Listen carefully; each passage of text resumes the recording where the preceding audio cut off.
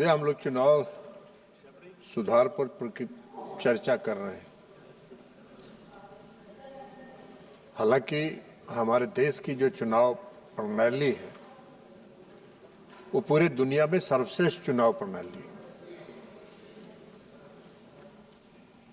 और आज हमारे देश की चुनाव प्रणाली की चर्चा पूरे विश्व में होती है कि पूरी निष्पक्षता के साथ इस देश में चुनाव होता है। लेकिन फिर भी चुनाव प्रक्रिया में कोई और भी कितना अच्छा से अच्छा हो, उसमें कोई न कोई सुधार की गुंजाइश होती है और इसलिए हम लोग इस चुनाव सुधार पर चर्चा कर रहे हैं। हम सब लोग यह उम्मीद कर रहे थे कि विपक्ष की तरफ से यह आएगा कि अभी जो वर्तमान चुनाव प्रणाली है उसमें क्या सुधार की गुंजाइश है और क्या बेहतर बनाया जा सकता है, तो यह चर्चा उस पर सीमित होनी चाहिए थी। लेकिन हम सुन रहे थे कांग्रेस पार्टी के हमारे साथी मनीष तिवारी जी का भाषण। मनीष तिवारी जी, छोड़ दीजिए ना भाई आप। मनीष तिवारी जी वकील भी और वरिष्ठ वकील है। कम से कम जब उन्होंने चर्चा प्रारंभ किया तो मुझको लगा कि कोई सकारात्मक सुझाव इनकी तरफ से आएगी और ऐसा कोई सुझाव देंगे जिससे चुनाव की प्रणाली में और क्या सुधार की गुंजाइश किया जा सकता है। लेकिन उनका भाषण जब हमने सुना तो मुझको आश्चर्य हुआ कि एक वरिष्ठ अधिवक्ता होते हुए भी जिन सवालों को उन्होंने उठाया उस सवाल का इस सदन से कोई लेना देना नहीं है। उन्होंने चर्चा प्रारंभ किया चुनाव आयोग पर। महोदय, आप सबको मालूम है, हम सबको मालूम है कि चुनाव आयोग एक संवैधानिक संस्था है और संवैधानिक संस्थाओं के कार्यकलाप पर हम यहां चर्चा नहीं कर सकते हैं। लेकिन फिर भी वो चुनाव आयोग के कार्यकलाप पर चर्चा कर रहे थे, अब उस पर प्रवचन दे रहे थे। अभी नहीं है, चले गए। लेकिन हम समझते हैं, मैंने हमको आश्चर्य हुआ इस बात से कि मनीष जी जैसा विद्वान आदमी, पढ़ा लिखा आदमी, जिसको संविधान का पता है, वो भी चर्चा कर रहे हैं। तो इसलिए उन्होंने चुनाव आयोग के सवाल पर चर्चा किया जिसका यहां कोई गुंजाइश नहीं है। हाँ, उन्होंने कहा कि चुनाव आयोग को प्रभावित किया जाता है। चुनाव आयोग को हम लोग प्रभावित नहीं करते हैं। इस देश के प्रधानमंत्री आदरणीय नरेंद्र मोदी जी की सरकार कभी किसी संवैधानिक संस्थाओं के कार्यकलाप में कोई हस्तक्षेप नहीं करती है। आप करते थे। अरे वाह भाई वाह, आप कुछ बता दें। आप जिसके साथ गलमहियां लगाए हुए हैं, गिल साहब उदाहरण है इस देश में। गिल साहब मुख्य चुनाव आयुक्त थे और मुख्य चुनाव आयुक्त से हटते राज्यसभा में पहुंच गए और कांग्रेस सरकार में मंत्री बन गए और आप कह रहे हैं प्रभावित करते हैं। कोई उदाहरण है क्या? कोई उदाहरण है कि मोदी जी की सरकार में किसी संवैधानिक संस्था में बैठे लोगों को राजनीतिक रूप से कहीं से जोड़ा गया हो? नहीं है। यह काम आप करते थे। उसके आगे भी क्या बता देंगे कि जो सर्वोच्च न्यायालय में बैठे हुए एक जज थे, उनको भी राज्यसभा में लाए थे, कांग्रेस पार्टी ने लाया था। तो इसलिए वो छोड़ दीजिए। ये काम आपका है और ये काम मुख्य तौर पर आपका नहीं है। आप तो नहीं है, आप बेकार उसमें कर रहे हैं। उनके साथ ज्यादा मत सटिए, नहीं तो बिहार में जो हालत हुआ है वही वहां भी होगा। तो इसलिए उधर मत सटिए, थोड़ा दूर रहिए, डिस्टेंस बना के रखिए। तो इसलिए महोदया, हम कह रहे हैं कि मनीष तिवारी जी ने चुनाव आयोग पर, हमारा काम नहीं है वो। यह संसद पर चुनाव आयोग के कार्यकलाप पर चर्चा नहीं हो सकती है, लेकिन फिर भी बोल रहे हैं। विद्वान है तो बोल रहे हैं। अब विद्वान को कौन रोकेगा भाई? विद्वान है तो जो बोलेगा वही विद्वता में माना जाएगा। अब आप एक बात बताइए कि उन्होंने एसआईआर की चर्चा की। एसआईआर का चर्चा करने का ये सदन में हमको चर्चा करने का हक नहीं है। ये हमारा सरकार का फैसला नहीं है, ये मोदी जी की सरकार का फैसला नहीं है एसआईआर कराने का, ये चुनाव आयोग का फैसला है।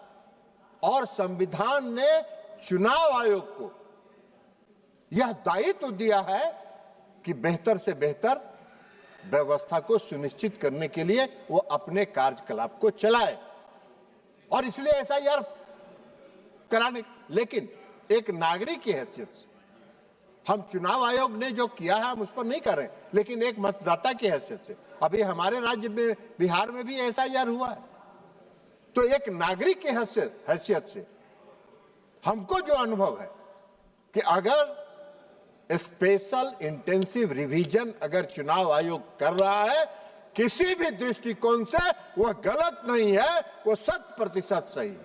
क्या कहा चुनाव आयोग ने? चुनाव आयोग ने क्या कहा कि भाई 2003 में एसआईआर हुआ था और 2003 के बाद हम एसआईआर करा रहे हैं। 2003 के बाद जो लोग मतदाता सूची में आए हैं उनको 11 विकल्पों के साथ, इस देश के हम नागरिक हैं, हम इस देश के नागरिक हैं, इससे संबंधित एक प्रमाण पत्र जमा करिए। हम अगर इस देश के नागरिक हैं और हमको चुनाव आयोग कह रहा है कि आप नागरिकता का अपना प्रमाण पत्र दीजिए, तो हमको क्या दिक्कत होगी? हमको क्यों परेशानी होगी? मैंने भी इस बार एसआईआर हुआ, हमने भी फॉर्म जमा किया, सारे प्रमाण पत्रों के साथ हमने किया।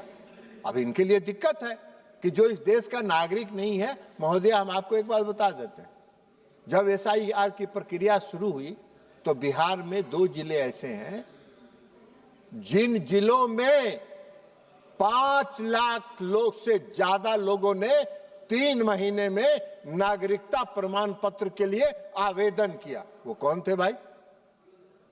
कौन थे वो कौन थे? और अगर ऐसे लोगों को सत्यापित करने का काम चुनाव आयोग कर रहा है तो चुनाव आयोग क्या कर रहा है? एक नागरिक की हैसियत से हम इस बात को कह सकते हैं। 11 विकल्प में आपको एक विकल्प भी दे सकते थे। यह चुनाव आयोग का दायित्व है। और फिर आप एसआईआर पर चर्चा कर रहे हैं। एसआईआर पर तो सारा मामला सुप्रीम कोर्ट में बहस हो चुका, तो फिर यहां काहे के लिए बहस कर रहे हैं? आप मनीष तिवारी जी वरिष्ठ अधिवक्ता है, सुप्रीम कोर्ट में वो सारा तर्क आप जाके रखते, लेकिन नहीं किया आपने। आप एसआईआर का चर्चा कर रहे हैं, आप ईवीएम का सवाल उठा रहे हैं। Electric voting machine, electronic voting machine, जरा मनीष तिवारी जी को यह भी बताना चाहिए था कि डॉक्टर मनमोहन सिंह 10 वर्षों तक इस देश के प्रधानमंत्री रहे। किस चुनाव प्रणाली से वो जीत कर यहां आए थे और यूपीए की सरकार में, संसद में सरकार चला रहे थे 10 वर्षों तक? इसी ईवीएम प्रणाली से, इसी ईवीएम प्रणाली से। आप अगर 10 साल तक सरकार चला लिए, आपको अगर 10 साल तक बिहार देश की जनता ने आपको अगर सत्ता में बैठा दिया तो ईवीएम ठीक है, और लगातार प्रयास करने के बाद भी आपको जनता स्वीकार नहीं कर रही है तो ईवीएम गलत है। अरे आप ईवीएम के बजाय आप बूथ लूटने का उपाय चाहते हैं। बैलेट जो था वो बूथ लूटने का हथकंडा था, जिसको चुनाव आयोग ने और इस देश की चुनाव प्रणाली से हटा दिया गया, और यह एक सही निर्णय था निष्पक्ष चुनाव कराने की दिशा में। आप ईवीएम पर सवाल उठाते हैं। आप पश्चिम बंगाल जीत जाते हैं तो ईवीएम सही है, आप हिमाचल में जीत जाते हैं तो ईवीएम सही है, आप कर्नाटक जीत जाते हैं तो ईवीएम सही है, आप तेलंगाना जीत जाते हैं तो ईवीएम सही है, जैसे ही आप महाराष्ट्र हारते हैं ईवीएम गलत हो गया, जैसे ही आप हरियाणा हारते हैं ईवीएम गलत हो गया, आप बिहार हारते हैं ईवीएम गलत हो गया। कौन सा मापदंड चलाते हैं? आपका यही दोहरा चरित्र जो है इस देश के लोग पहचानते हैं, और आपके दोहरा चरित्र जो है उस पर कभी देश के लोग भरोसा नहीं करते। यही कारण है। अब मनीष तिवारी जी बोल रहे थे एसआईआर पर। मनीष तिवारी जी तो विद्वान वकील है, संविधान की धारा 326 पढ़ा होगा उन्होंने। अभी ये कल्याण बनर्जी साहब चले गए, 327 संविधान का 327 पढ़ रहे थे, 326 पढ़े ही नहीं। 326 में संविधान के 326वें धारा में लिखा हुआ है इस देश का जो नागरिक होगा वही इस देश का मतदाता होगा, और चुनाव आयोग ने कहा कि आप इस देश के नागरिक हैं, इसको प्रमाणित करिए, तो गलत हो गए। तो संविधान की प्रावधानों के विपरीत आप चर्चा कर रहे हैं, आप संविधान के प्रावधानों के खिलाफ बोल रहे हैं। आप चाहते हैं कि संविधान के प्रावधानों के विपरीत आपकी मनमानी से यह चले। आप किसी भी प्रकार एन केन प्रकार जितना हथकंडा हो सकता है सब हथकंडा अपना के किसी तरह सत्ता पाने के लिए पूरा जुगाड़ कर रहे हैं, पूरा अभियान चला रहे हैं, लेकिन इस देश की जनता आपको स्वीकार ही नहीं कर रही है। वो जान रही है कि आप में कुछ है ही नहीं, कुछ बचा ही नहीं है, तो अब आप क्या करिएगा। तो इसलिए संविधान की धाराओं के खिलाफ वो कर रहे हैं। अब सवाल ये नहीं है, हम चुनाव सुधार पर चर्चा कर रहे हैं, लेकिन इन सबों का विपक्ष के जितने नेता हैं सबों का भाषण हमने सुना। सबों का भाषण चुनाव सुधार करने के बजाय चुनाव की जो वर्तमान सर्वश्रेष्ठ प्रणाली है उसको कैसे तहस नहस कर दिया जाए, उसको कैसे प्रभावित करने का रास्ता खोल लिया जाए, इसकी चर्चा कर रहे हैं। आप ईवीएम की चर्चा कर रहे थे, मनीष तिवारी जी कह रहे थे वोट देता है पता नहीं चलता। अरे भाई, आप वोट नहीं दिए क्या? हम लोग भी वोट दे के आ रहे हैं। अभी ईवीएम जब आप बटन दबाते हैं तो वीवीपैट दबता है, और वीवीपैट का जो सिग्नल है वो बताता है कि आपने किसको वोट दिया, और तब उसके बाद आप बूथ से बाहर निकलिए। आप क्या बात कर रहे हैं? कौन सा कुतर्क कर रहे हैं? हम सब लोग अभी दे के आए हैं। तो इसलिए आपकी पूरी मंशा है कि इस वर्तमान चुनाव प्रणाली को कैसे तहस नहस किया जाए, कैसे संवैधानिक संस्थाओं को अपमानित किया जाए, कैसे वर्तमान व्यवस्था को, चुनाव प्रणाली को जितना से ज्यादा प्रदूषित कर सकते हैं, प्रदूषित करने का आप लगातार आपका प्रयास है, और प्रदूषित करने का उद्देश्य से ही आप एसआईआर, आप ईवीएम, चुनाव आयोग ने तो कई बार कहा, खुला आमंत्रण दिया है कि अगर ईवीएम में छेड़छाड़ होता है तो कोई आके हमको प्रमाणित करके बता दे। आप कभी जाते ही नहीं है, आप कभी नहीं जाते हैं। जब चुनाव आयोग कहता है कि एफिडेविट करके दीजिए, तो विरोधी दल के नेता कच्ची गली पकड़ लेते हैं, कच्ची गली से निकल लेते हैं। तो ये कच्ची गली से निकलने के बजाय पक्की गली पकड़िए।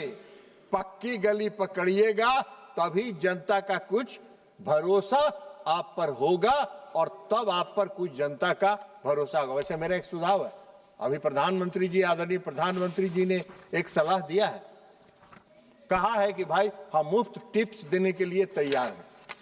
तो आप मुफ्त प्रधानमंत्री जी से मुफ्त टिप्स लीजिए, क्योंकि आदरणीय प्रधानमंत्री जी के यह मानना है कि भाई आज तो विपक्ष कुछ है ही नहीं। जब विपक्ष मजबूत रहता है तो लोकतंत्र मजबूत रहता है। तो प्रधानमंत्री जी तो चाहते हैं तो कुछ टिप्स लीजिए, अकेले में जाइए, कोई प्रधानमंत्री जी किसी को बताएंगे नहीं, चुपके से आपको टिप्स दे देंगे और टिप्स लेके आ जाइए और उस पर काम करिए। तो ये तो काम है नहीं। अभी बिहार चुनाव हुआ है, अभी बिहार चुनाव हुआ है, बड़ा चिल्पों मचा रहे थे। अभी माननीय विरोधी दल के नेता एसआईआर पर पदयात्रा कर रहे थे, पूरे बिहार में भारी पदयात्रा कर रहे थे, और पदयात्रा में दरभंगा में गए तो इनकी रैली में इस देश के प्रधानमंत्री नरेंद्र मोदी जी को भद्दी भद्दी गालियां दी गई, उनके स्वर्गीय माता जी को भद्दी भद्दी गालियां दी गई। आपने एक बार भी उस घटना को कंडेम नहीं किया, आपने नैतिकता के आधार पर नहीं किया, आपने उसको भी नहीं कहा कि हम इसकी घटना की भर्त्सना करते हैं, और आप चर्चा करते हैं। कौन सा मिसलीड कर रहे हैं? कोई मिसलीड नहीं कर रहे हैं, सत्य है, सब नहीं किया, दिखाइए, नहीं किया, किसी ने नहीं किया, किसी ने नहीं किया। तारिक साहब, आपका जमीन भी खसक गया इस बार चुनाव में, चिंता मत करिए, किसी ने कंडेम नहीं किया, किसी ने इसकी भर्त्सना तक नहीं की। और आप बात कर रहे हैं कांग्रेस पार्टी का नेता है, वो कांग्रेस पार्टी का नेता है, वो टिकटार्थी था विधानसभा के चुनाव में, उसको टिकट मिल भी गया, बाद में इन लोगों ने कहा कि बड़ा गड़बड़ हो जाएगा, उसका टिकट बदल दो, तो अंतिम समय में इन लोगों ने टिकट बदल दिया। ये तो इनका चरित्र है। वो भी हार गया, जिसको बदले वो भी हार गया। तो इसलिए महोदया, इनका जो कारनामा है, गोगोई जी, आपका जो कारनामा है, उस कारनामे के कारण आप 27 से 19 पर आए, 19 से अबरी 6 पर पहुंच गए हैं, 6 पर पहुंच गए हैं। अगर यही रहा तो 0 पर, लड्डू पर पहुंचिएगा, लड्डू पर पहुंचिएगा। जरा सुधार अपने आप में करिए, सकारात्मक रोल में आइए। इनके एगो सहयोगी थे, पूरा अपना शपथ ग्रहण का तिथि घोषित कर दिए कि फलना तारीख को हम शपथ ग्रहण लेने के लिए राजभवन जा रहे हैं। स्वघोषित मुख्यमंत्री अपने को बना दिए। अब उनका हश्र जानिए सभापति महोदया, 79 से 25 पर आ गए, 25 पर आ गए। तो ये हश्र है, यही हाल है। इस देश की जनता का भरोसा आप पर नहीं है, इस देश की जनता का विश्वास आप में नहीं है। आप बात करते हैं, कहीं पे निगाहें, कहीं पे निशाना, चुनाव सुधार पर चर्चा, और उसके बहाने चुनाव आयोग पर और एसआईआर पर चर्चा। जो इस देश की जनता ने एसआईआर को, भारी एसआईआर के विरोध में महान पदयात्रा किया विरोधी दल के नेता से, और जहां जहां पदयात्रा किए उस जिला में एको गो सीट नहीं मिला, पूरा जिला का जिला साफ हो गया।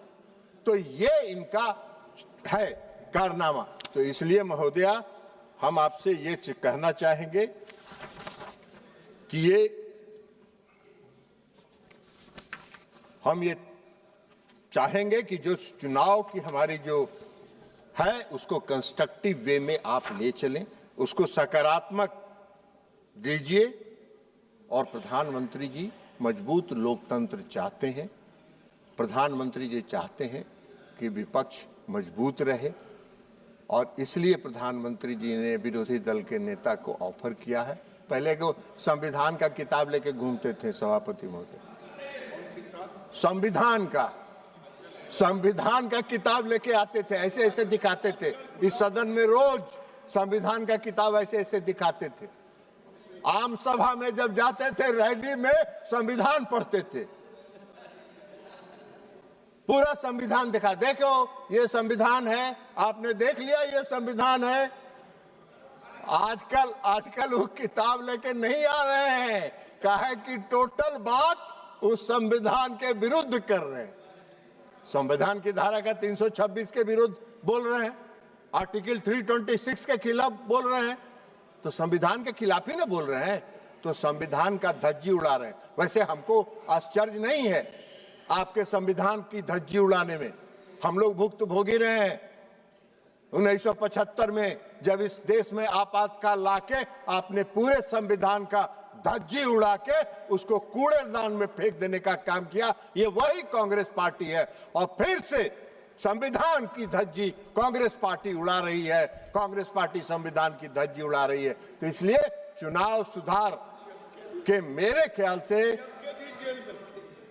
हाँ, मैडम के आदरणीय पिताजी, स्वर्गीय पिताजी करुणानिधि साहब भी जेल में चले गए थे, उनको भी उठा के जेल में बंद कर दिया था। हम लोग उस समय जेल में थे, उनके प्रति काफी सम्मान रहा है, उनके प्रति काफी रेस्पेक्ट था, और इसलिए, लेकिन अब क्या करेंगे, मजबूरी है कि उनकी पार्टी भी उनके साथ लगी हुई है। हम आप लोगों से आग्रह करेंगे, इनका साथ छोड़िए, जितना दिन इनके साथ रहिएगा सबका भट्ठा बैठेगा, कुछ नहीं मिलने वाला है।